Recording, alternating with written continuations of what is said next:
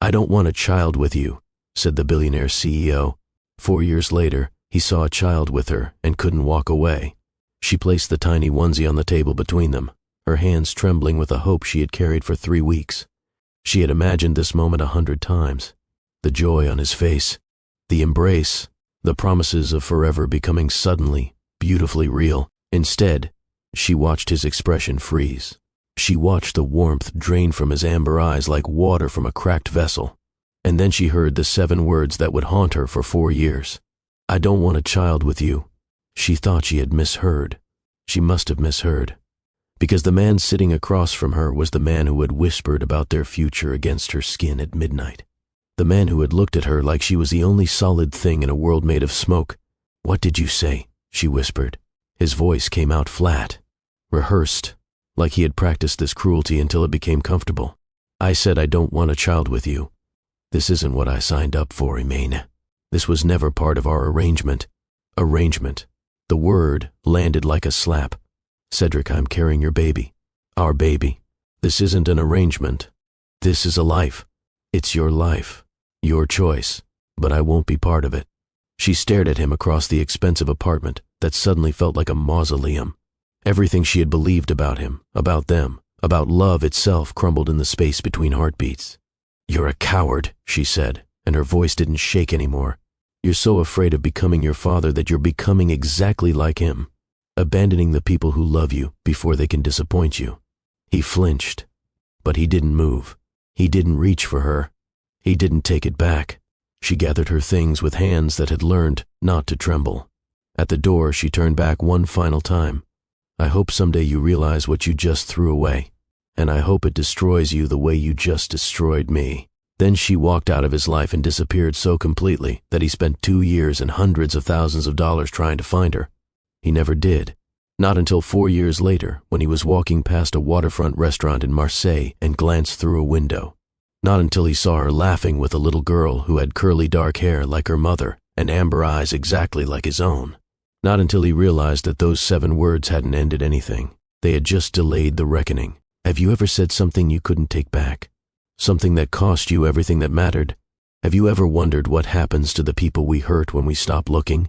This is a story about a man who chose fear over love and spent 4 years paying for it. But more than that, this is a story about a woman who refused to let his rejection define her worth. A woman who built an empire from the ashes of his abandonment. A woman who raised a daughter so extraordinary that when the father who didn't want her finally saw her, he couldn't walk away. Can a man who chose cruelty ever become worthy of the family he rejected? Will she risk her hard-won peace for someone who shattered her completely? And what happens when a 4-year-old meets the father who didn't want her to exist? Stay until the end, because this story will change how you think about forgiveness, second chances, and what it really means to become a better person. Let me take you back to that Marseille afternoon, to the moment when Cedric Lamont's carefully constructed world collapsed for the second time. The Mediterranean sun was doing what Mediterranean suns do best, turning everything golden and beautiful and almost unbearably alive. Cedric had just finished an investor meeting at the hotel next door. 3 hours of discussing portfolio allocations and market projections. 3 hours of pretending that numbers and spreadsheets could fill the hollow space that had lived in his chest for 4 years. He was walking toward his car when something made him glance to the left. Later, he would wonder if it was fate or coincidence, or simply the universe's sense of dramatic timing. But in that moment, all he knew was that his feet stopped moving and his heart stopped beating, and the world narrowed to a single window in a waterfront restaurant called Maison Lumière. She was sitting at a table on the terrace.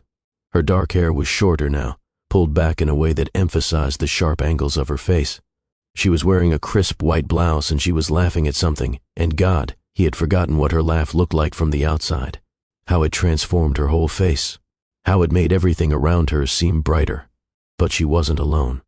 There was a child, a little girl, maybe 4 years old, sitting across from her with a coloring book and a concentration so intense it was almost comical.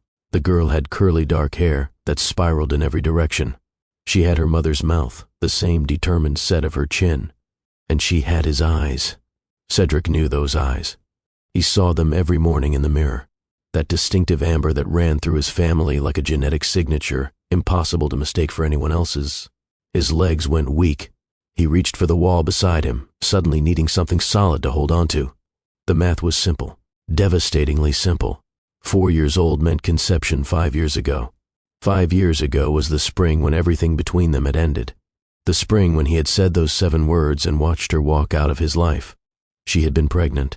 She had been pregnant when she left, and she hadn't told him, and she had built an entire life without him, and that child, that beautiful child with his eyes and her fire, didn't even know he existed. His phone buzzed in his pocket. Probably his assistant with another meeting reminder. He ignored it. He ignored everything except the window and the woman and the daughter he had never known he had.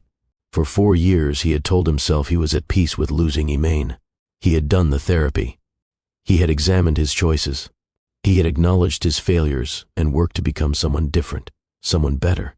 He had convinced himself that she was out there somewhere, happy and whole, and that his absence from her life was probably a gift. He had been lying to himself, because standing on that Marseille sidewalk, watching her laugh with their daughter, Cedric Lamont felt something crack open in his chest that he thought had healed years ago. And he knew with absolute certainty that he couldn't walk away. Not this time. Not ever again. He pushed open the door to Maison Lumière. The restaurant was elegant without being pretentious. Clean lines, fresh flowers on every table, the kind of place that suggested someone with impeccable taste and serious ambition had built it from scratch, which he would later learn was exactly what had happened. She didn't see him at first. She was reviewing something on a tablet, making notes with a stylus while the little girl continued her coloring with single-minded focus. A server approached, and she gave instructions without looking up, the easy authority of someone who owned every inch of this space. He approached the table slowly, his heart pounding so hard he was certain everyone in the restaurant could hear it. When he was close enough to touch her, he stopped. Emaine, her name in his mouth, the first time he had spoken it aloud in 4 years. She looked up, and for one terrible, beautiful moment, he saw everything she felt flash across her face. Shock, recognition, pain, rage, and then, like a door slamming shut, nothing at all.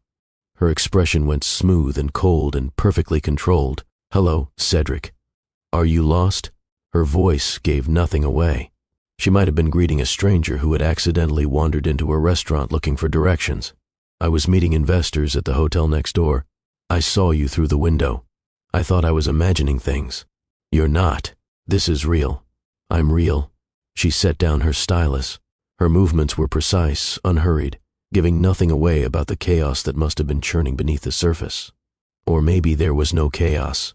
Maybe she had made her peace with him years ago, in ways he hadn't managed to make peace with himself. Is there something you needed? She asked. I'm working. But Cedric wasn't listening. His eyes had drifted to the child, who was watching this exchange with the frank curiosity children reserve for interesting adults. She had paused her coloring, a purple crayon still clutched in her small fist. How old is she? It wasn't a question. Not really. He already knew the answer. He just needed to hear it. 4. Her birthday is February 14th, Valentine's Day. Their daughter had been born on Valentine's Day. The irony was almost cruel. Her name, Soleil, sunshine. He translated the word automatically, and something in his chest cracked a little further.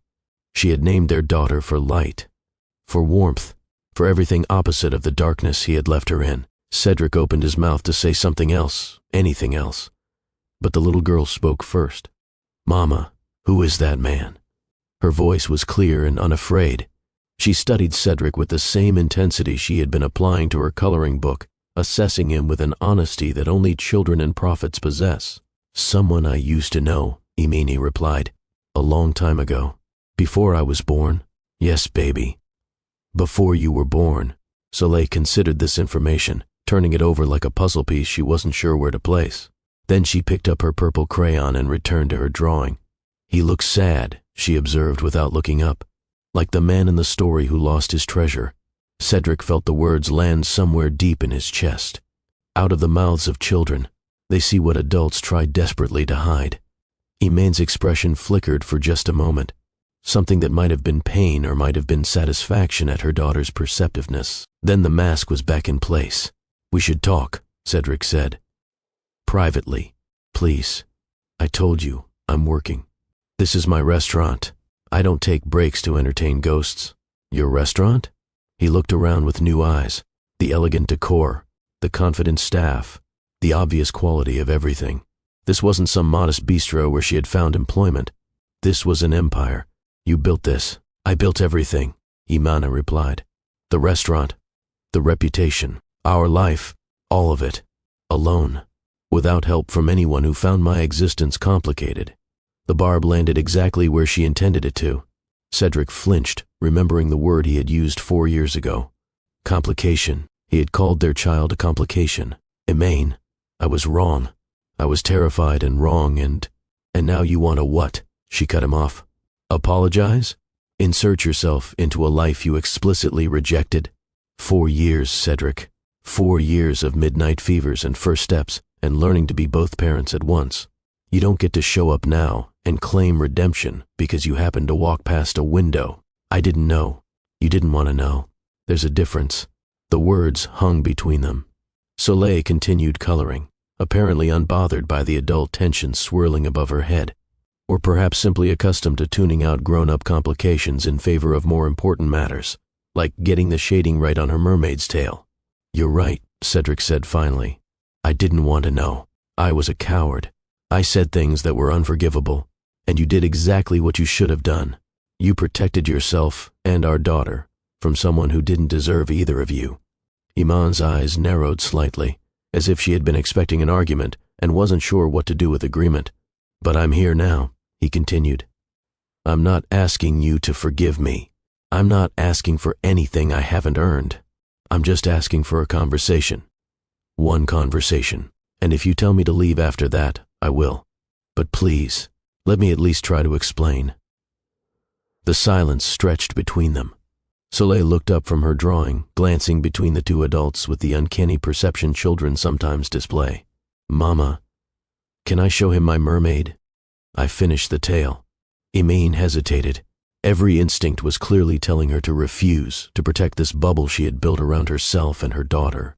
But Soleil was already holding up her coloring book, displaying her artwork with the unself-conscious pride of someone who had not yet learned to doubt their own creations. This is Princess Coral, she announced. She lives in an underwater castle and she has a pet seahorse named Bubbles. Cedric crouched down to Soleil's level, putting himself at eye height with this small person who shared his DNA and knew nothing about him. She's beautiful, he said, and his voice was thick with emotions he was trying desperately to contain. You're very talented. I know, Soleil replied matter-of-factly. Mama says I get it from her, but she can't draw mermaids this good. Is that so? Iman makes a sound that might have been a laugh, if it had any warmth in it. She's not wrong. My mermaids are terrible. Cedric looked up at her, and for a moment, just a moment, he saw the woman he had loved instead of the fortress she had become. Then the walls went back up. Come back tomorrow, she said. Noon. The restaurant will be closed between services. We can talk then. Thank you. Don't thank me yet. You haven't heard what I have to say. Before I continue with this story that's about to take us through the past they shared and the conversation that will decide their future, I need to speak directly to you. If you've ever been rejected by someone you loved, if you've ever been told you weren't wanted, if you've ever had to rebuild your entire life from the rubble of someone else's choices, this story is for you. And if you've ever been the one who made the terrible choice, who let fear drive you to cruelty, who woke up years later wondering if it was too late to fix what you broke, this story is for you too. We're just getting started. The conversation tomorrow is going to reveal everything. But first, I need to take you back to when Cedric Lamont and Imaine Rochelle first met, back to when they were everything to each other, back to the love that was so consuming it almost destroyed them both. Hit that subscribe button right now. Turn on notifications, because this story will not unfold the way you expect, and you do not want to miss a single moment. This is Mr. Dalton Story House, where we tell stories that stay with you long after they're over. Now, let me show you how they began. To understand what broke between Cedric and Imaine, you first have to understand what was built, because they were never supposed to meet. They existed in different worlds, orbited different suns, lived lives that should never have intersected. And when they did meet, they were never supposed to fall, never supposed to become so tangled in each other that separation felt like surgery without anesthesia. But love doesn't follow supposed to. It makes its own rules and burns down everything that gets in the way. 5 years before that afternoon in Marseille, Emmanuel Rochelle was 27 years old and climbing the corporate ladder at Bellamy Hospitality International with the kind of single-minded determination that made her colleagues nervous. She was the youngest senior executive in the company's history, a fact she had earned through 80-hour weeks, flawless performance, and the complete refusal to let anyone underestimate her. She was also exhausted, lonely, and starting to wonder if success was all it was supposed to be. Cedric Lamont was 33, the CEO of Lamont Global Investments, and evaluating Bellamy Hospitality for a potential acquisition. His reputation preceded him. Brilliant, ruthless, impossible to impress. He had built his company from a modest venture capital firm into an empire spanning 3 continents, and he had done it by being smarter, faster, and more willing to take risks than anyone else in the room. He was also emotionally unavailable in that particular way wealthy men cultivate as protection against anyone who might want something from them other than their money. Their first meeting was a disaster. Emaine had been tasked with presenting Bellamy's expansion strategy to the potential investors. She had prepared for weeks, anticipating every question, rehearsing every answer. What she hadn't anticipated was Cedric Lamont interrupting her presentation 45 seconds in to challenge her fundamental assumptions. "You're projecting 12% growth in the Asian markets," he said, not bothering to raise his hand or wait for an appropriate break. "But your analysis completely ignores the regulatory changes happening in Singapore and Hong Kong. You're building a castle on sand." The boardroom went silent. Imani's boss, sitting at the head of the table, looked like he wanted to disappear into his chair. The other executives were already calculating how to distance themselves from this impending catastrophe. But Imani didn't panic. She didn't defer. She didn't apologize. "With respect, Mr. Lamont," she said, and her voice was cool and precise, "I'm not ignoring those regulatory changes. I'm accounting for them on slide 37, which we would have reached in approximately 4 minutes if you hadn't interrupted. Perhaps you'd like to save your critiques until you've seen the complete picture?" Someone in the room inhaled sharply. No one talked to Cedric Lamont like that. Not subordinates. Not competitors. Not anyone.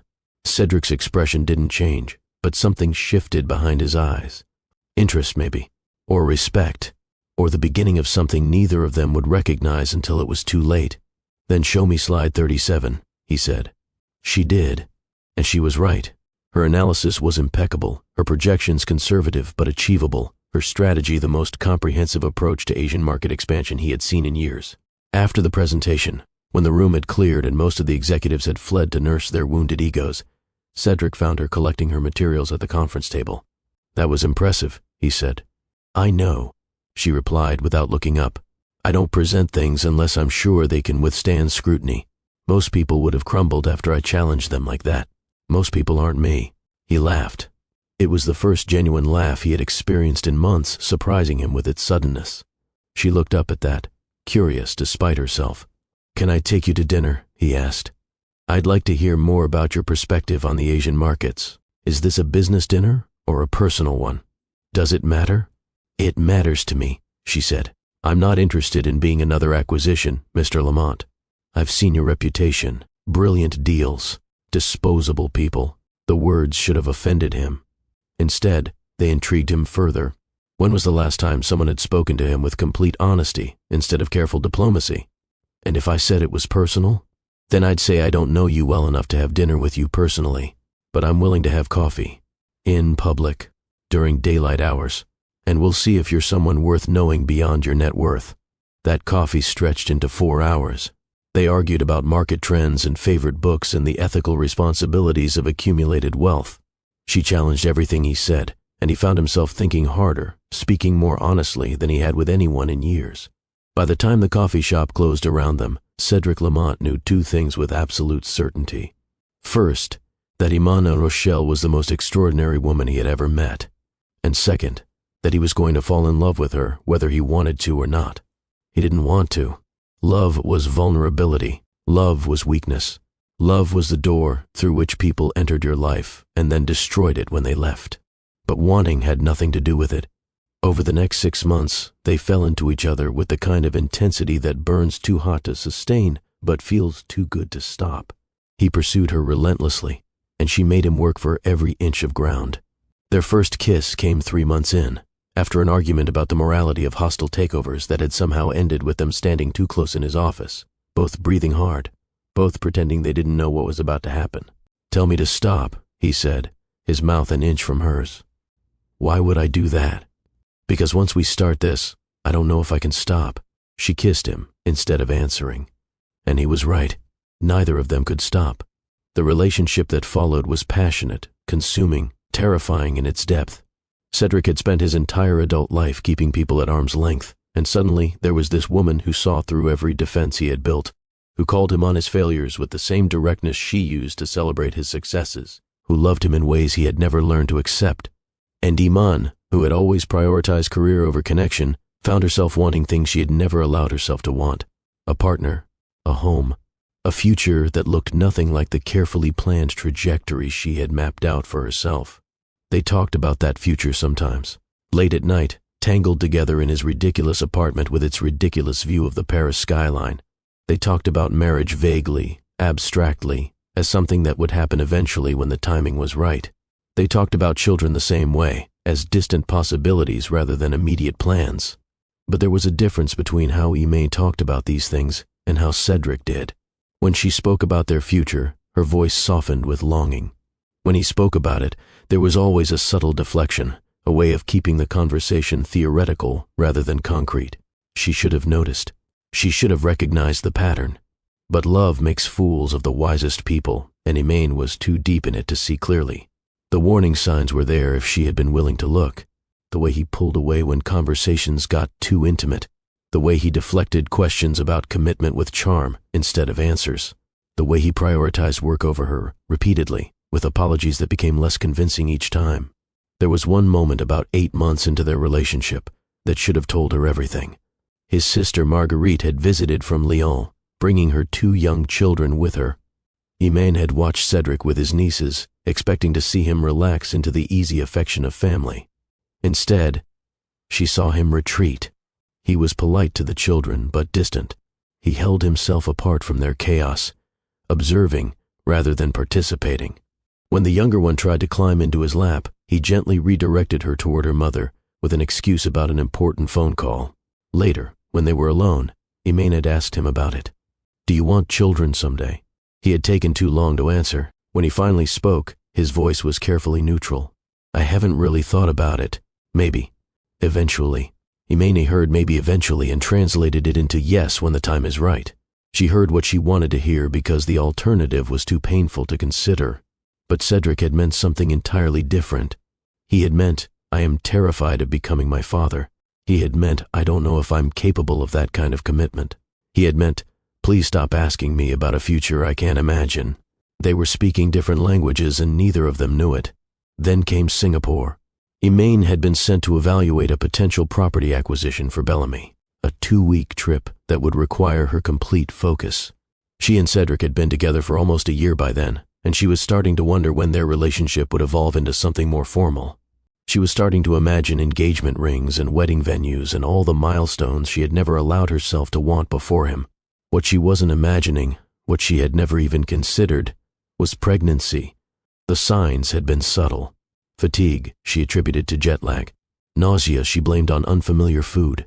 It wasn't until she realized her period was 2 weeks late that the possibility even entered her mind. She bought the test at a pharmacy 3 blocks from her hotel. She took it in the bathroom with the door locked and her heart pounding so hard she could feel it in her throat. 2 minutes felt like 2 hours. And then, there they were, 2 pink lines, clear and unmistakable. She was pregnant. She was pregnant with Cedric Lamont's child. Iman sat on the bathroom floor for 20 minutes, her back against the cold tile, her mind racing through every possible outcome. Fear and joy twisted together in her chest, impossible to separate. This wasn't planned. This wasn't how she had imagined building a family. But as the shock faded and the reality settled in, she felt something she hadn't expected. Hope. Wild, irrational, irrepressible hope. Maybe this was what they needed. Maybe a baby would give Cedric the concrete reason to commit that he seemed unable to find on his own. Maybe this would be the thing that transformed their relationship from intense but undefined into something permanent and real. She didn't tell him immediately. She wanted to be certain first, to confirm with a doctor, to prepare herself for the conversation. But more than that, she wanted to wait until she could tell him in person. This wasn't news you delivered over the phone or through a video call. This was the kind of news you shared face to face, watching the joy spread across the face of the person you loved. She spent 3 weeks preparing. She saw a doctor who confirmed the pregnancy and told her everything looked healthy. She bought a tiny onesie, the smallest she could find, and wrapped it in a box with silver ribbon. She rehearsed what she would say, imagining his reaction, picturing the moment their future would finally solidify. She was so certain, so foolishly, devastatingly certain that he would be happy. The night she told him, she cooked dinner at his apartment, his favorite meal, filet mignon with roasted vegetables, and that burgundy he loved that costs more than some people's rent. She set the table with candles. She wore the dress he had once told her made her look like a goddess. She was ready. She was terrified. She was hopeful in a way that would shatter her completely within the hour. They ate dinner making small talk. She asked about his work. He asked about Singapore. The conversation was comfortable and familiar, the easy intimacy of two people who had learned each other's rhythms. After dessert, she placed the silver-wrapped box on the table between them. "I have something to tell you," she said. Cedric looked at the box with curiosity, no suspicion. He was expecting a gift, maybe. A thoughtful souvenir from her trip. He had no idea his entire life was about to change. He unwrapped the ribbon slowly, the way he did everything, with precision and control. He lifted the lid. He saw the onesie, tiny and white and impossibly small, and his face went blank. Not confused, not surprised. Blank, like a door slamming shut. "I'm pregnant," Emaine said, and her voice was bright with hope she was trying to contain. "We're having a baby." The silence that followed was the longest of her life. Cedric stared at the onesie. His jaw tightened. His hands, those elegant hands that had touched her with such tenderness, curled into fists on the table. When he finally spoke, his voice was flat, cold, like he was delivering bad news to a business partner rather than responding to the mother of his child. "I don't want a child with you." The words didn't register at first. They were so far from what she expected that her brain simply refused to process them. "What?" "I said I don't want a child with you. This isn't what I signed up for. This was never part of our arrangement." Arrangement. There was that word again. The word that reduced their year together to something transactional, something disposable. "Cedric," she said, and her voice was shaking now. "I'm carrying your baby. Our baby. This isn't an arrangement. This is a life. It's your life, your choice, but I won't be part of it." She felt the hope draining out of her, replaced by something cold and heavy. This wasn't happening. This couldn't be happening. "You said you loved me. I do love you. But love and parenthood are different things. I'm not ready for a child. I don't want this kind of responsibility. I don't want this complication." Complication. He had called their child a complication, like it was a scheduling conflict, like it was an inconvenient line item that didn't fit his carefully planned life. "This is our child," she said, and her voice was rising now, grief transforming into rage. "Not a complication, not an inconvenience. A human being. Our human being. Then it can be your human being. Because I made myself clear. I won't be part of this." The finality in his voice was devastating. This wasn't hesitation or fear that could be worked through. This was a door being permanently closed. "Why?" she demanded. "Why are you so afraid of this? What happened to you that made you incapable of accepting love?" Cedric's face tightened. She had hit something, some wound he kept hidden even from himself, but instead of opening up, he withdrew further. "This isn't about fear. It's about practicality. I know what I can offer, and it isn't this. A child deserves a father who wants to be there. I would only resent both of you, and that's worse than absence. So, you're doing this for the child's benefit," Imani said, her voice dripping with contempt. "How noble of you. What a sacrifice, walking away from responsibility. Think what you want, but I won't change my mind." They stared at each other across the table, the onesie still sitting between them, this tiny symbol of everything he was rejecting. "You're a coward," Emaine said finally.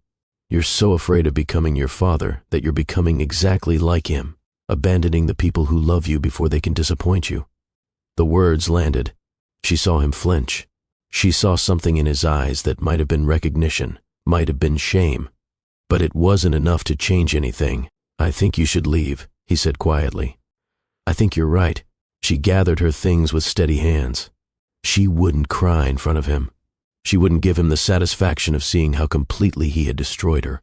The tears would come later, alone in her apartment, where she could fall apart without witnesses. At the door, she turned back one final time.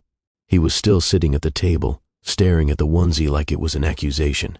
"I hope someday you realize what you just threw away," she said. "And I hope it destroys you the way you just destroyed me." Then she walked out of his apartment and his life.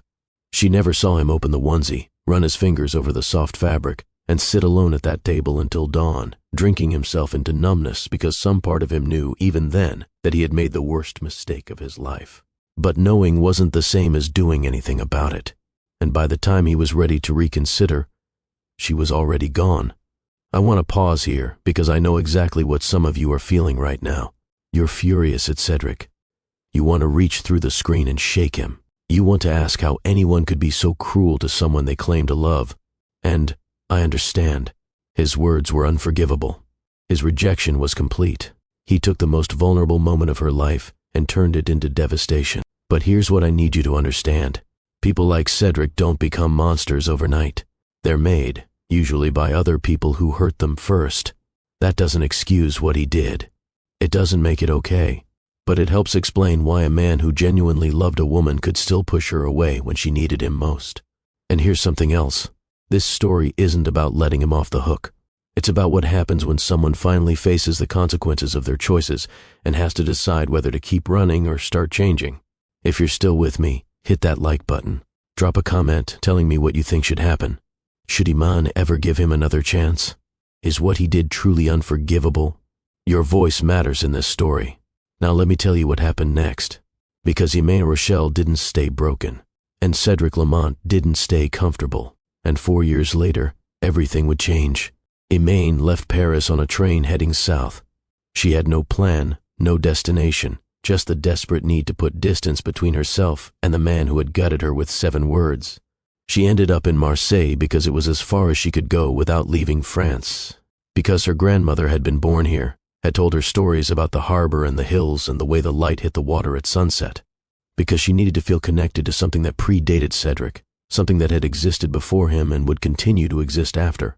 She rented a tiny apartment in the old Port District, a 3rd-floor walk-up with a window that looked out over terracotta rooftops. She cried for 3 days straight, mourning not just the relationship, but the future she had imagined. The wedding, the family, the partnership she thought she had finally found. On the 4th day, she stopped crying. She looked at herself in the mirror, puffy-eyed and pale, and made a decision. She would not disappear. She would not become a cautionary tale about a woman destroyed by a man's rejection. She would build a life so extraordinary that his absence would become irrelevant. She would not do it for him. She would not do it to prove anything to him. She would do it for herself and for the child growing inside her. That child, she already knew, would never feel unwanted, would never question their worth, would never know the pain of being called a complication by someone who should have loved them. She found work in a restaurant kitchen. Her hospitality background opened doors, but it was her talent and relentless work ethic that kept her climbing.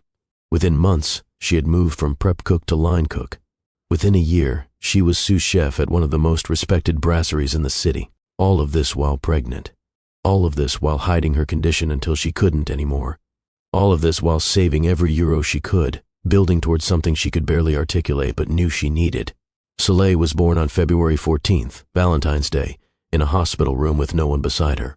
Iman had considered calling her mother, who lived in Senegal with Iman's stepfather. She had considered reaching out to old friends, but something in her refused to ask for help. If she could do this alone, truly alone, then she could do anything. The labor was long and difficult. The hours blurred together into a haze of pain and exhaustion. But when they placed that tiny, squalling infant in her arms, everything else fell away. "Hello, Soleil," she whispered, touching her daughter's face with trembling fingers.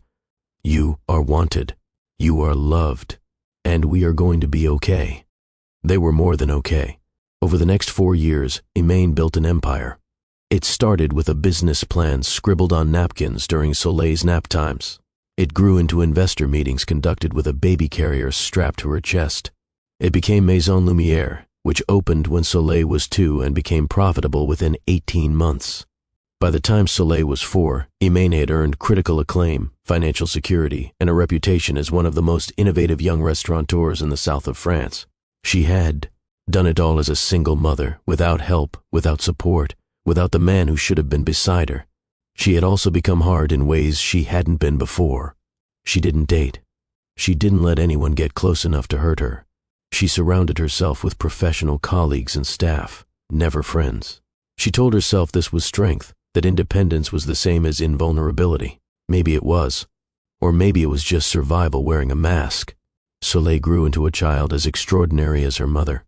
She was fearless and curious, with a sharp wit she had inherited from both parents and an emotional intelligence that sometimes startled the adults around her. She asked questions constantly, about everything, and Imane learned early that honest answers were the only ones she would accept. "Mama, why don't I have a papa?" she asked once when she was 3 and had just started noticing that other children had different family configurations. "Some families have 2 parents and some have 1, Imane replied carefully. "Our family has 1. And that's enough, but where is my papa?" This was the question Imane had dreaded since pregnancy. She had prepared various answers over the years, trying to find the balance between honesty and protection. She settled on a version of the truth that left room for growth. "Your papa lives far away. He travels for work. Maybe someday you'll meet him. Does he know about me?" The question cut deeper than Imane expected. She thought about that night in Paris. She thought about the onesie still wrapped in silver ribbon, probably thrown away or forgotten. She thought about the man who had said, "I don't want a child with you," without hesitation or remorse. "He knows you exist," she said finally, "but he made choices that meant he couldn't be with us. That's his loss, baby. You are the most wonderful thing that ever happened to me." Soleil seemed satisfied with this answer, at least for a while. She constructed her own narrative about the absent father, one that cast him as a mysterious traveler rather than a deliberate abandoner. Imane didn't correct her, let her keep her innocence as long as possible. And so they built their life, just the 2 of them against the world. It wasn't perfect, but it was good. It was stable. It was enough. Or at least, Imane kept telling herself it was enough. Meanwhile, in Paris, Cedric Lamont was discovering that success without connection was just expensive loneliness. After Imane left, he threw himself into work with renewed intensity. He closed deals. He expanded his empire. He made money in quantities that would have seemed absurd to his younger self. He dated women who were beautiful and uncomplicated, and never challenged him the way Imane had. None of it helped. The hollow feeling that had started the night she walked out only grew deeper. He told himself it was temporary. Adjustment period. Eventually, he would forget her and return to his previous contentment. He was lying to himself. The breakdown came approximately 1 year after she left. He was in a board meeting, discussing quarterly projections, when suddenly he couldn't breathe. His chest tightened, his vision narrowed. He was convinced, absolutely convinced, that he was having a heart attack and dying right there in his own conference room. They called an ambulance. They rushed him to the hospital. They ran every test available. His heart was fine. Physically, he was in perfect health. "Monsieur Lamont," the doctor said finally, "there is nothing wrong with your heart, but there is clearly something wrong with your life. I am going to recommend you speak with someone about that." Someone meant a therapist. Cedric resisted for months. Therapy was for weak people, people who couldn't handle their own problems. He wasn't weak. He was Cedric Lamont. He had built an empire through sheer force of will. But the panic attacks didn't stop. They came without warning, ambushing him in meetings in restaurants in the middle of the night. He started avoiding situations where they might strike. His world got smaller and smaller until even that felt too big.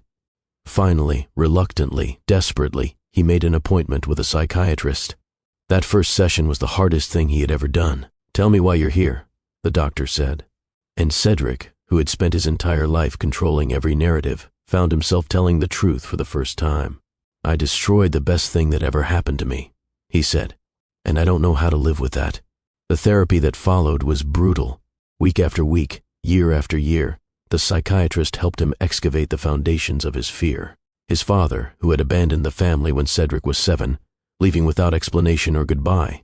His mother, who had channeled her grief into relentless ambition, teaching Cedric that success was the only acceptable response to pain. The message he had absorbed: vulnerability equals weakness. Love equals eventual abandonment. Safety only exists in control. He had spent his entire adult life trying not to become his father. And in doing so, he had become exactly like him. The realization was devastating, but it was also the beginning of something new. About 2 years after Emaine left, Cedric hired investigators to find her. He told himself it was just to confirm she was okay, just to ease his conscience. He had no intention of reaching out, no plan to insert himself into the life she had clearly built without him. But the investigators found nothing. Emaine Rochelle had vanished. She had left Paris, left her job, changed her name back to her maiden identity. There was no digital footprint connecting her to him, no trace of where she had gone or what she had become. She had made herself unfindable, and he was forced to accept that this was probably exactly what she wanted. He continued his therapy. He continued his self-examination. He restructured his company to require less of his direct involvement, delegating to people he trusted, creating space for a life that wasn't entirely defined by work. He reconnected with his sister, became present for his nieces in ways he never had been before, learned that love and fear could coexist if you were brave enough to try. He became, slowly and painfully, a different person. But he never stopped wondering what had happened to her, and he never stopped hoping that somehow, someday, he would have the chance to prove that people could change. 4 years after she walked out of his apartment, he got that chance. Standing on a Marseille sidewalk, staring through a window at a woman and child he never expected to see. And now, finally, we're back where we started. Back to the collision. Back to the restaurant where Emaine had built her empire, and Cedric had stumbled into consequences he never imagined. Tomorrow, they would talk. Tomorrow, she would tell him exactly what she thought of his transformation. Tomorrow, everything would change. But tonight, in separate rooms in the same city, both of them lay awake staring at ceilings and wondering if the worst mistake of their lives could somehow become the beginning of something better. This is the end of part 1.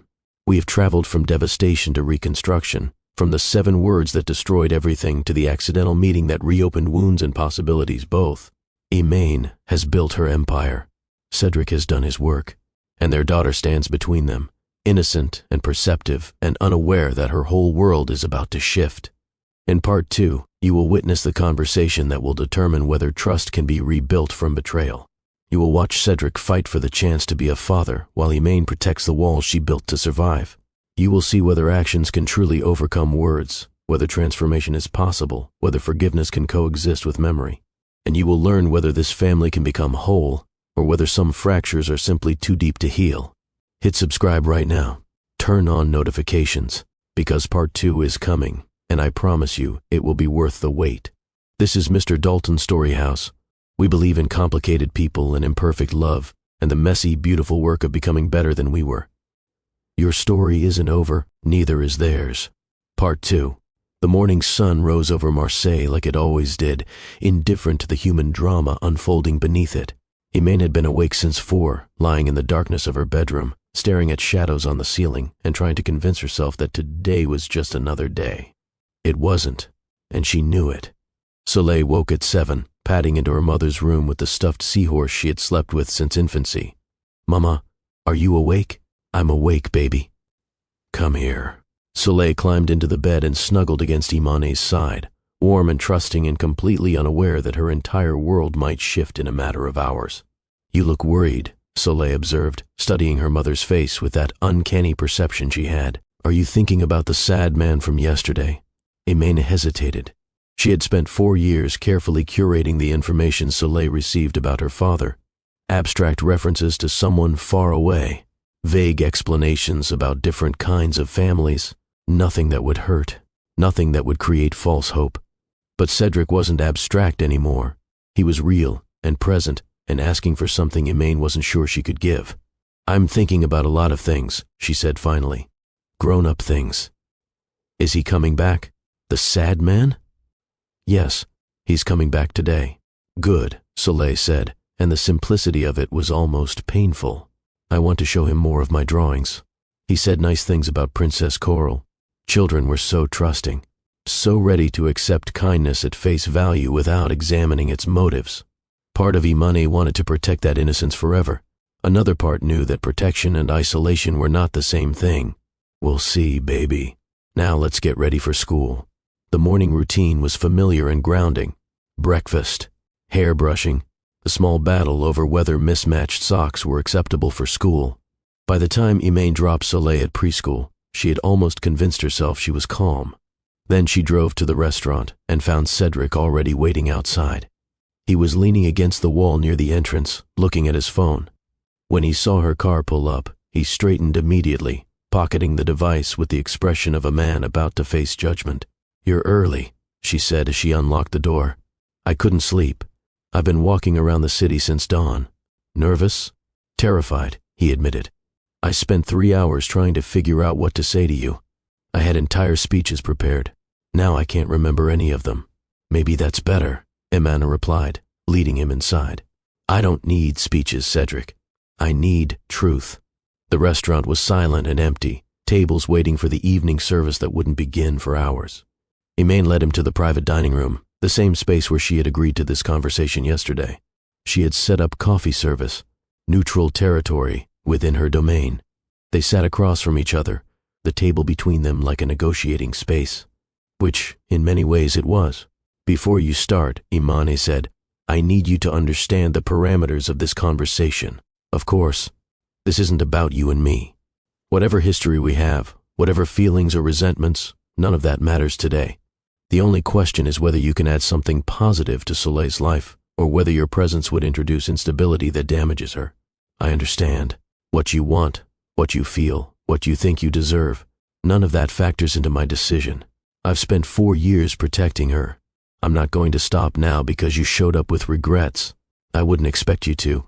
His voice was quiet, accepting, no defensiveness, no attempts to negotiate her terms. This was already different from the Cedric she remembered, who had always needed to control every conversation. "Tell me," she said. "Tell me what happened to you in the past 4 years. And don't perform for me. I'll know if you're lying." Cedric took a breath. When he spoke, his voice was steady but stripped of pretense. "After you left, I convinced myself I had done the right thing. I told myself you would be fine, that you were strong enough to handle anything, that my absence was probably a gift. I threw myself into work. I dated women who never challenged me. I built my empire bigger and bigger while the hollow feeling in my chest grew until I couldn't ignore it anymore."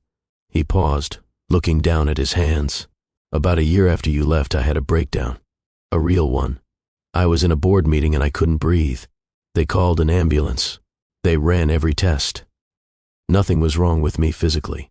The doctor looked at me and said, 'There's nothing wrong with your heart, but there's clearly something wrong with your life.' Therapy," Emaine said. "It wasn't a question. 3 years of it. At first, I went because I was desperate to stop the panic attacks. But it became something else. It became excavation. My father, my mother, the way I learned to equate love with eventual abandonment, the way I pushed away anything that might hurt me before it had the chance. And me, you pushed me away. Yes, you were the most important thing in my life, and that terrified me more than anything. So, I convinced myself I was protecting you by letting you go, protecting you from a father who didn't know how to love properly." He looked up, meeting her eyes directly. "I was wrong. I was a coward. I said things that were unforgivable, and you did exactly what you should have done. You protected yourself and our daughter from someone who hadn't earned the right to be in your lives." Emaine absorbed this. Part of her wanted to accept it, to believe that people could fundamentally change. Another part remembered the man who had called their child a complication, who had looked at her with such coldness while her world collapsed around her. "You spent 2 years looking for me," she said. "Why?" "At first, I told myself it was just guilt, just wanting to confirm you were okay so I could stop wondering. But that was a lie. I wanted to find you because losing you was the worst thing I'd ever done, and I couldn't live with not knowing what happened. You didn't find me. You made yourself unfindable. And I eventually realized that was deliberate. You had built a life without me, and I had no right to insert myself into it uninvited. So, why now? Why walk through that door yesterday instead of walking away? Because I saw her. I saw Soleil, and I knew, standing on that sidewalk, that I couldn't spend the rest of my life wondering about a daughter I had rejected before she was even born. I couldn't keep running from consequences. If I did, I would become exactly what I was afraid of becoming. Exactly like my father." The silence stretched between them. Emaine could hear the refrigeration units humming in the kitchen, the distant sound of traffic outside. Normal sounds in an abnormal moment. "What do you want?" she asked finally. "I want to know her. I want to be a father to her. Not for appearances. Not for damage control. Not because I think I deserve it. I don't deserve it. But Imane, she deserves to know where she comes from. She deserves access to that part of her identity, even if you decide I don't deserve access to her. And if I say no, then I'll respect it. It will destroy me, but I'll respect it, because you've earned the right to make that decision. You raised her alone. You protected her. You built this." He gestured at the restaurant around them. "You built an empire while I was too afraid to face what I had done. Whatever you decide, I accept. I just needed you to know that I'm here. That I've changed. That if you ever, at any point, decide to give me a chance, I'll be ready." Imane sat with this for a long moment. She thought about Soleil asking about her father. She thought about the elaborate mythology her daughter had constructed around the absent parent. She thought about what it might mean to tear down those comfortable fictions and replace them with complicated reality. "I don't trust you," she said. "I know. I may never trust you. I know that too. But Soleil has been asking questions about where she comes from, about why she doesn't have a papa like other children. And I've been lying to her, telling her you travel for work, telling her someday she might meet you. I don't want to keep lying." Cedric's face shifted. Hope, carefully restrained. He knew better than to celebrate prematurely. "If I agree to let you into her life, there are conditions. Anything. We start slow. Extremely slow. Right now, you're a friend of mine from a long time ago. That's all she knows. That's all she needs to know until I'm certain you can actually show up consistently." "Understood. Supervised visits only. I'm present for every interaction until I decide otherwise.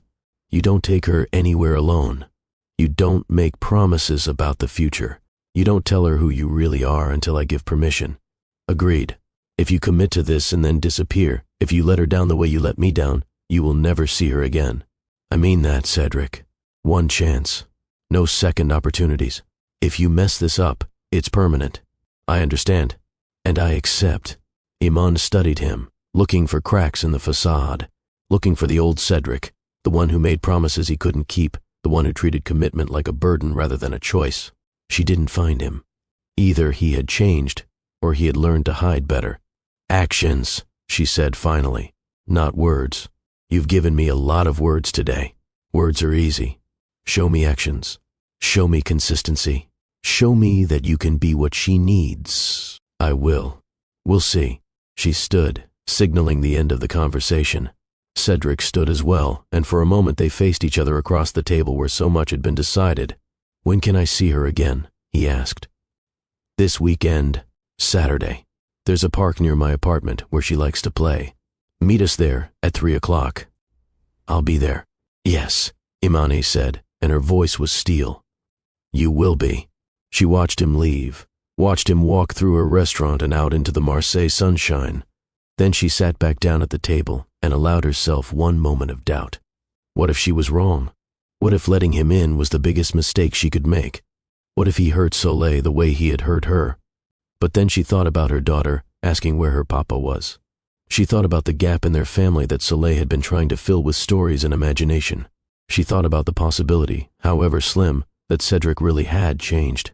She was not doing this for him. She was doing it for her daughter. And if he proved himself unworthy, she would cut him out so completely he would never find his way back. But if he proved himself worthy, if he showed up and stayed, if his transformation was real, then maybe, just maybe, Soleil would have the father she deserved. The first supervised visit happened on Saturday at precisely 3 o'clock. Cedric arrived 15 minutes early and spent the time pacing near the park entrance like a man awaiting a verdict. Imane watched him from her car, noting the nervousness, the way he checked his phone repeatedly without actually looking at it. Good, she thought. Let him be nervous. Let him understand the weight of what he was asking for. She and Soleil walked toward him together.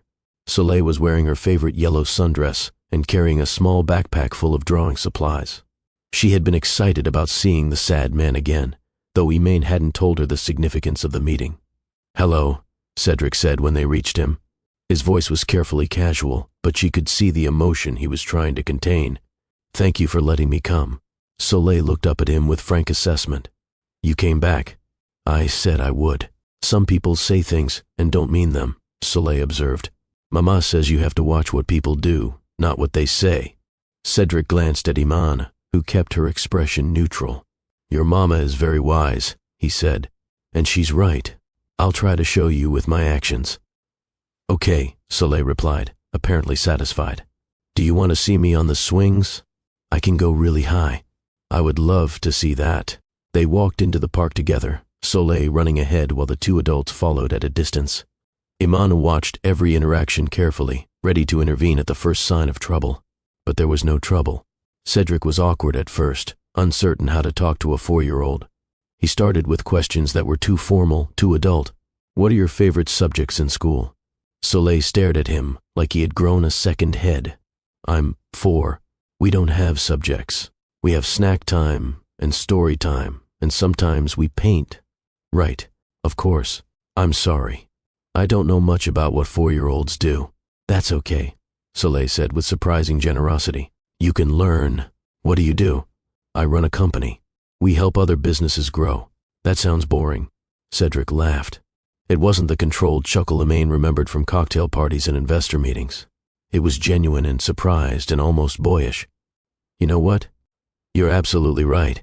It is boring sometimes. Then why do you do it? Because I'm good at it.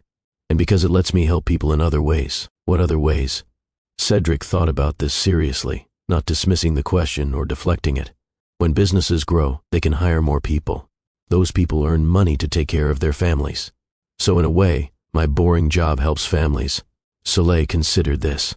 That's not so boring then. No, I suppose it isn't. They continued through the park. Soleil showed him the swings, as promised. She demonstrated her climbing abilities on the jungle gym. She introduced him to the sandbox where she was building what she called a mermaid palace. Throughout all of this, Cedric paid attention. Really paid attention. He asked questions about her drawings. He remembered details from their brief conversation yesterday. When she told him about her friend at school named Lucas who ate glue, he didn't dismiss the story or redirect to something more serious. He listened like glue-eating habits were the most important topic in the world. 2 hours passed faster than Iman expected. By the end, Soleil was tired and happy, and Cedric looked like he had just run an emotional marathon. Can he come back? Soleil asked as they walked toward the park exit. I want to show him my dragon collection at home. Maybe someday, Iman said carefully. We'll see how things go. At the edge of the park, Cedric crouched down to Soleil's level. Thank you for spending time with me today. I had a really good time. Me too. Soleil paused, then added, You're not so sad looking anymore. Cedric's face softened. That's because being with you made me happy. It was the right thing to say.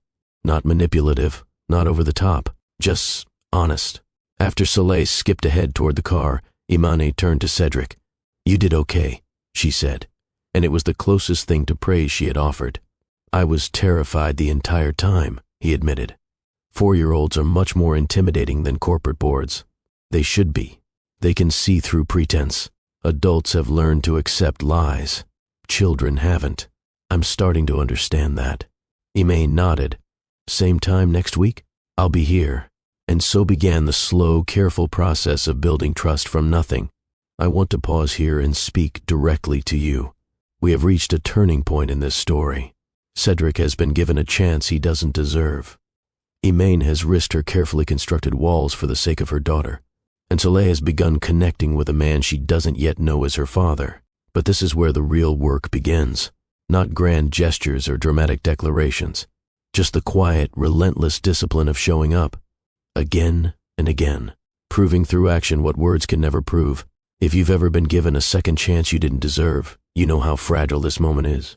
If you've ever been the one deciding whether to trust again, you know how terrifying it feels. And if you're watching a situation like this unfold in your own life, maybe you're wondering whether people really can change. Hit that like button right now. Drop a comment telling me what you think should happen next. Should Iman continue to let him in? Can Cedric actually sustain this transformation? Your voice matters in this community we're building.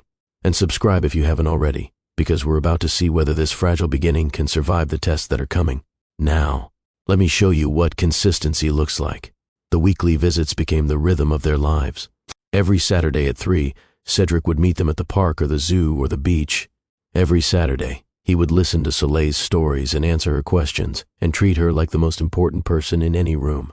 Emaine watched it all from a careful distance, looking for cracks, waiting for the failure she was certain would come. It didn't come. After a month, Cedric asked permission to call Soleil during the week. Just once, he said. A video call before bedtime. If she wants. Emaine agreed with strict parameters. 15 minutes maximum. Age-appropriate conversation only. She reserved the right to end the call at any moment. The first call was awkward. Cedric clearly had no idea what to talk about without the structure of an activity. So, he began, then floundered. How was school today? Good, Soleil said, already losing interest. What did you learn? We learned about butterflies. They start as caterpillars, and then they sleep in cocoons and wake up different. That's called metamorphosis, Cedric said. Changing from one thing into another. Can people do that? The question caught him off guard. Emaine watched from across the room as he considered his answer. I think so, he said finally. I think people can change if they really want to, and if they work very hard at it. But it's not easy, and it takes a long time. Are you trying to change? Yes, I'm trying to be better than I was before. That's good, Soleil said with the simple approval of someone who hadn't yet learned to doubt. Mama says we should always try to be our best selves. Your mama is very smart. I know. Can I show you the picture I drew today? And just like that, the awkwardness dissolved into connection. By the second month, the calls had become routine. Soleil would race to get the tablet at bedtime, excited to show Cedric her latest drawing or tell him about playground drama or ask him questions about the world. Why is the sky blue? Why do we have to sleep? Where do mermaids live if they're real? Cedric answered everything thoughtfully.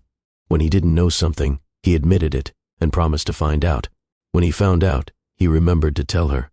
He treated her curiosity like a gift rather than an inconvenience. Imane tried not to be impressed. She tried to maintain her skepticism, her vigilance, her certainty that eventually he would fail.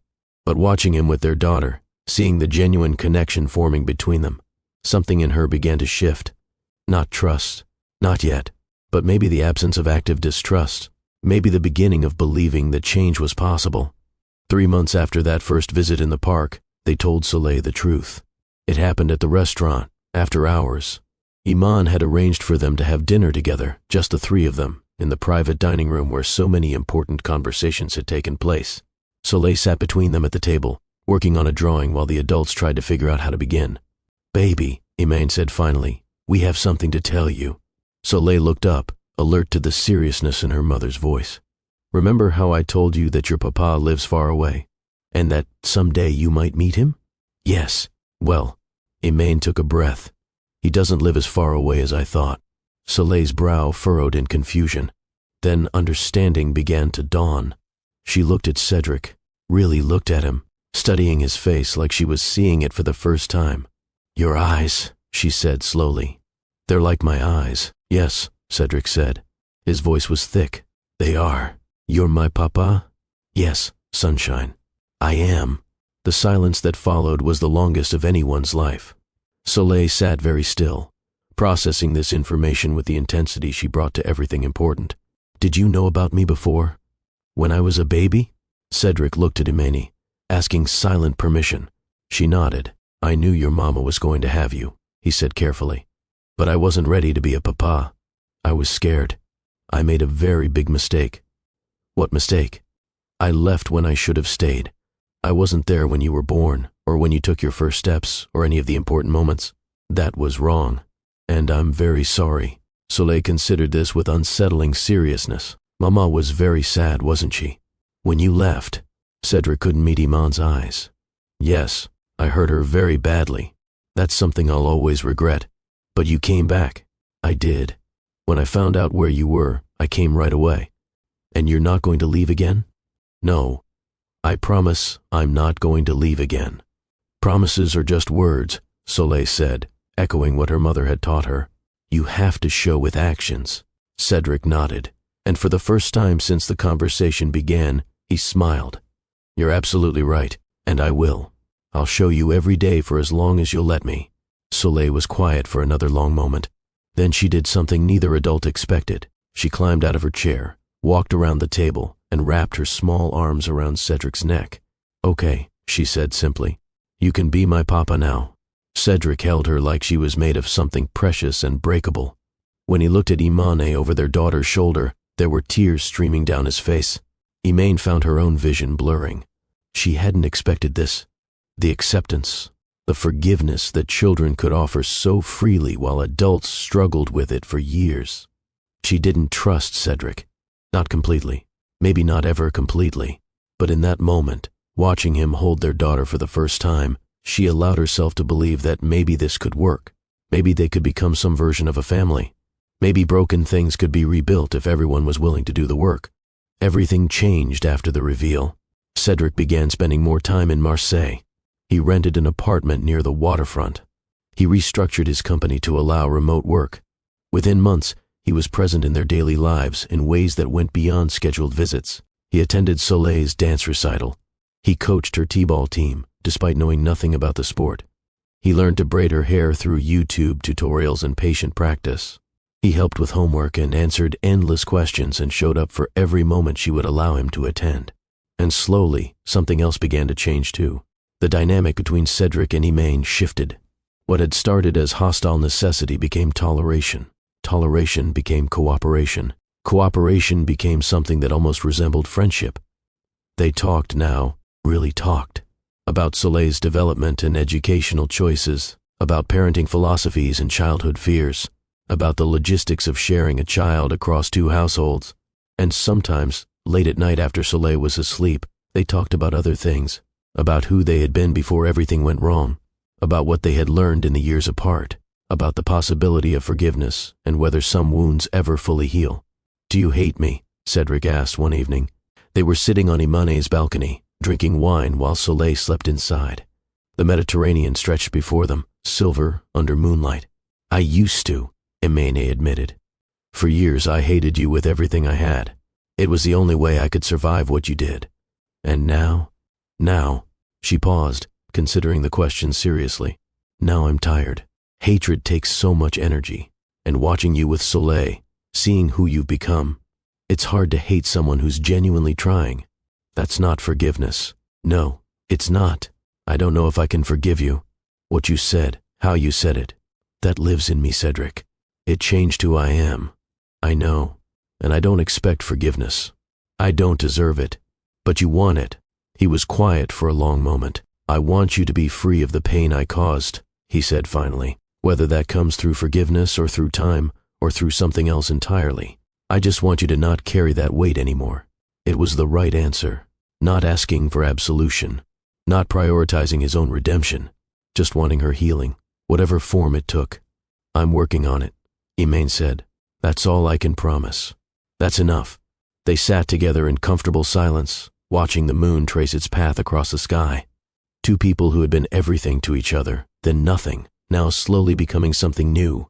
It should have continued like that, slow and careful and gradually building towards something more. But nothing in life stays simple for long. And 6 months after Cedric came back into their lives, the past returned in a way no one expected. Her name was Genevieve Lamont, Cedric's mother, and she arrived in Marseille, unannounced, on a Tuesday afternoon. Imane was working in the restaurant kitchen when one of her servers came to find her. "There's a woman here to see you. She says she's Cedric's mother. She's—" The server hesitated, intense. Imane wiped her hands on her apron and walked out to the dining room. Genevieve Lamont looked exactly as Imane remembered from 5 years ago. Impeccable clothing, perfect posture, an expression that suggested she had never encountered anything she couldn't control through sheer force of will. "So," Genevieve said without preamble, "you're the woman who's been keeping my son hostage in this charming little town." "I'm the mother of his child," Imane replied evenly, "but I don't believe I've been keeping anyone hostage.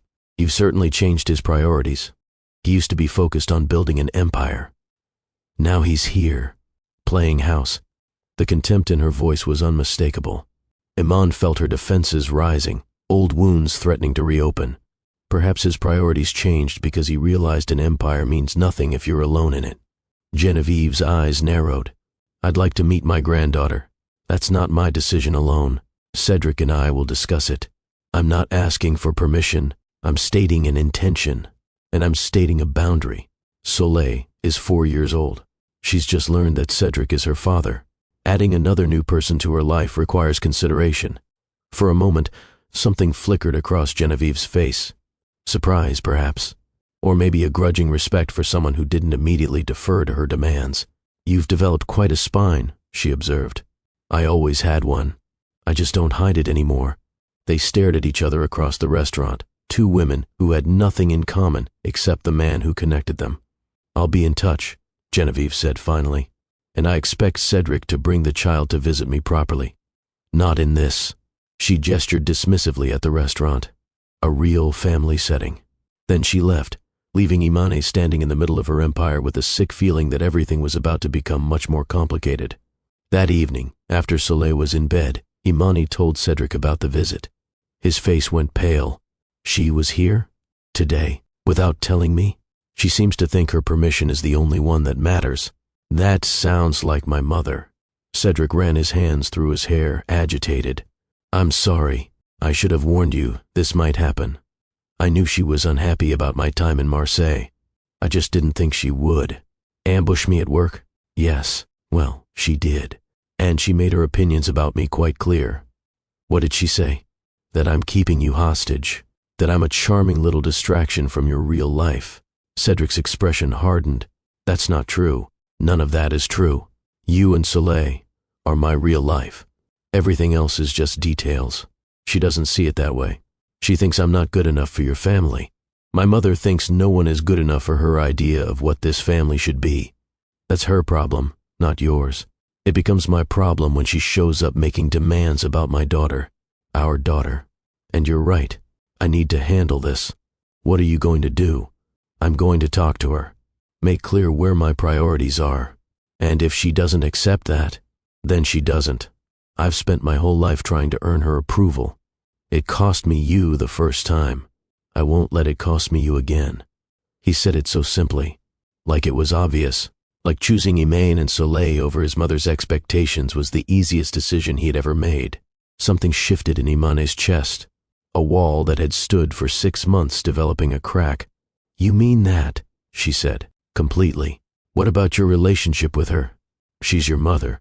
She's also the woman who taught me that love was conditional on performance, that vulnerability was weakness, that success mattered more than connection. I love her because she's my mother, but I don't have to accept her values, and I certainly don't have to let her hurt you or Soleil."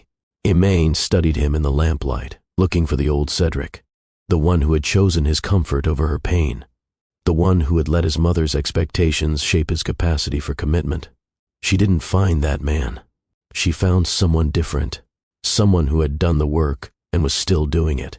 "I was scared," she admitted. "When she showed up, all my old fears came back. The feeling of not being good enough, the certainty that eventually you would choose your world over ours. I know, and I understand why you'd feel that way, given everything I did. But Iman, I need you to hear me. I choose you. I choose Soleil. I choose this life we're building. Every day, every moment. And if my mother can't accept that, then she loses access to all of us." The words landed somewhere deep, not erasing the fear, but offering a counterweight. "I believe you," Imane said, and she was surprised to realize it was true. The confrontation with Genevieve happened 3 days later. Cedric flew to Paris to see her in person. Imane wasn't present for the conversation, but Cedric told her about it afterward. "I told her that Soleil and you are my priority," he said. "I told her that if she wants to be part of my life, she needs to accept that and treat you both with respect. And I told her that the way she showed up at your restaurant was unacceptable." "How did she take it?" "Not well. She accused me of being manipulated, of abandoning my responsibilities to the family name, of throwing away everything she sacrificed for me. That sounds painful. It was, but it was also clarifying. I finally said things I should have said years ago, about how her expectations shaped me in ways that weren't healthy, about how her definition of success excluded everything that actually matters." "Did she hear you?" "Some of it, maybe. She's not going to change overnight, but she knows where I stand now, and she knows that if she wants a relationship with her granddaughter, it comes with conditions." "What conditions?" "Respect for you. No undermining. No comments about our living situation or your career or any of it. And supervised visits only, just like we did with me at first. You're treating your own mother like we treated you. I'm treating her like someone who needs to earn trust, just like I did." Emaine was quiet for a moment, absorbing this. The man in front of her was so different from the one who had broken her 6 years ago. That man would never have stood up to his mother, would never have chosen vulnerability over approval. "Thank you," she said finally. "For what? For choosing us. For making it clear. I know that wasn't easy." "It was the easiest decision I've ever made," Cedric replied. "Everything else has been hard. Learning to change, facing what I did, earning your trust. Those were hard. But choosing you? That's simple. You're everything." The words hung in the air between them. Emaine felt the cracks in her walls widening. The defenses she had built were starting to crumble. But she wasn't ready. Not yet.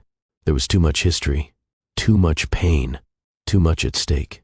"I'm not there yet," she said honestly. "With you, with us. I know. I may never be there. I know that too.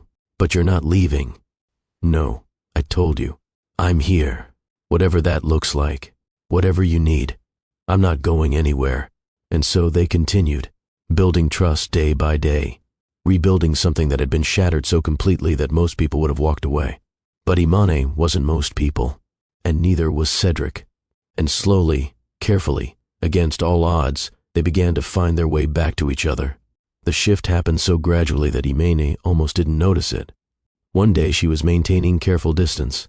The next, she was laughing at something Cedric said without checking herself first. One week she was monitoring every interaction. The next, she was relaxing into the rhythm of shared parenting like it was the most natural thing in the world. It wasn't forgiveness exactly. It was more like acceptance. Acceptance that the past couldn't be changed. Acceptance that the man who had hurt her was not the same man sitting across from her now. Acceptance that holding on to resentment was exhausting and ultimately pointless. 1 year after Cedric's return, they stood together on her balcony after Soleil's 5th birthday party. The apartment was finally quiet. Streamers still hung from the ceiling. The remains of cake sat on the kitchen counter. And outside, the Mediterranean did what it always did, shimmering under stars that had witnessed far older stories than theirs. "I have something to say," Cedric began. "Not a request, just something you deserve to hear." Imane waited. "I love you. I've loved you since before I understood what that meant. I loved you when I pushed you away, and I've loved you every day since, even when I was too broken to act like it." "Cedric, let me finish. I'm not saying this to pressure you or change anything. I'm saying it because you deserve to know that my commitment isn't just about Soleil. It's about you. It's about the life we could have together if you ever decide you want that. What are you asking for? Nothing. Not yet. Just the chance to keep proving myself. The chance to show you that I can be the partner you deserved all along. And if there's ever a future where you might consider giving me another chance, not just as her father, but as your partner, I want you to know I'll be ready." Imane looked at him in the moonlight. This man who had destroyed her. This man who had rebuilt himself. This man who had spent a year showing up every single day without asking for anything in return. "I'm not ready," she said. "I may never be ready. What you said to me 6 years ago, that doesn't just disappear because you've changed. I know, but I'm not close to the possibility. Ask me again in a year. Show me 12 more months of consistency. Then we'll see." Cedric nodded. "A year. I can do that. Actions, not words. Actions. Always." He asked again 12 months later. This time she said yes. The wedding was small, intimate, held on the terrace of Maison Lumière because there was no more appropriate place for them to begin their next chapter than where Imane had built her first one. Soleil, now 6, served as flower girl with the solemnity of someone who believed she had orchestrated the entire relationship. "Does this mean we're a real family now?" she asked during the reception. "We were always a real family," Imane replied. "Now, it's just official." Cedric's sister attended. His mother did not, though she had sent a card that was polite if not warm. Progress, Cedric called it. Baby steps. The vows were simple, honest, stripped of performance. "I made you a promise once," Cedric said, holding Imane's hands. "I promised forever, and I failed. I'm not going to promise forever again, because I've learned that words mean nothing without action. What I will promise is this: Every day, I will choose you. Every day, I will show up. Every day, I will work to deserve the trust you've given me. Not because I'm worthy of it, but because becoming worthy is the work of a lifetime, and you're worth every moment of that work. Imene's voice was thick when she spoke. I spent 6 years learning to need no one. I built walls so high I couldn't see over them. I told myself that protection and survival were the same thing. You taught me they're not. You taught me that letting someone in isn't weakness. It's courage. I choose you, today and every day after, not because I've forgotten what you did, but because I've decided that who you've become matters more than who you were. They kissed while Soleil cheered, and the small gathering of friends and family applauded, and the Mediterranean sun set in colors that looked almost too beautiful to be real. This is the end of their story, and the beginning of the rest. 3 years after the wedding, their family has grown. A son named Marcel, 2 years old, named after Imene's grandfather. The restaurant has expanded to 2 locations. Cedric runs his company from Marseille now, fully relocated, fully committed. Soleil is 8, confident and brilliant, still drawing dragons and mermaids, still asking questions that cut to the heart of everything. "Papa," she asked once, "do you ever feel sad that you missed when I was a baby?" "Sometimes," Cedric admitted, "but I try not to stay sad, because being sad about the past means missing the present, and the present is pretty wonderful." "That's smart. I learned it from you." Imene watches them together sometimes, father and daughter. The connection between them so natural now that it's hard to remember when it was awkward and uncertain. Hard to remember when she didn't trust him. Hard to remember when letting him in felt like the biggest risk of her life. It was the biggest risk of her life, and it paid off beyond anything she could have imagined. Some stories end with the realization that mistakes don't have to be permanent, that people can change, not through grand gestures, but through the daily discipline of choosing differently. That forgiveness isn't forgetting, but building something new on ground that was once destroyed. Imene learned to survive alone. She built an empire from nothing but determination. She proved that she needed no one. And then she learned something harder. She learned that needing someone isn't weakness. It's the bravest thing a human can do. Cedric learned that fear is a prison of your own making, that running from love doesn't protect you from pain, that the only way out is through. Together, they learned that the worst moment can become the turning point, that rejection can be the beginning of transformation, that 2 people who hurt each other can still choose to heal together. Their daughter will grow up knowing what real love looks like. Not perfect love, chosen love. Love that apologizes when it fails. Love that repairs what it breaks. Love that shows up every day and does the work. That's the legacy of their story. Not the betrayal that started it, but the choice that saved it. We have reached the end of this journey together. From those 7 devastating words in a Paris apartment to a wedding on a Marseille terrace. From a woman building an empire alone to a family choosing each other every day. If this story touched something in you, I need you to do something for me right now. Hit that subscribe button. Turn on notifications. Because this is what we do at Mr. Dalton Story House. We tell stories that matter.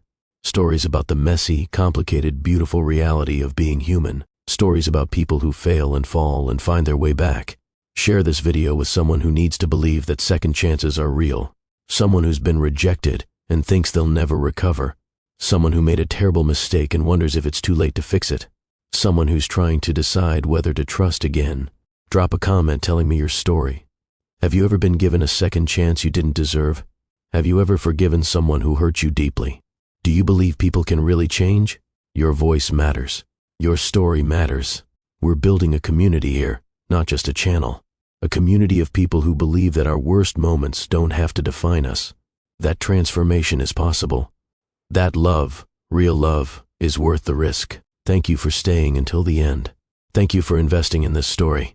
Thank you for being part of what we're creating here. This is Mr. Dalton Story House. Your story isn't over. Neither is mine. Until next time.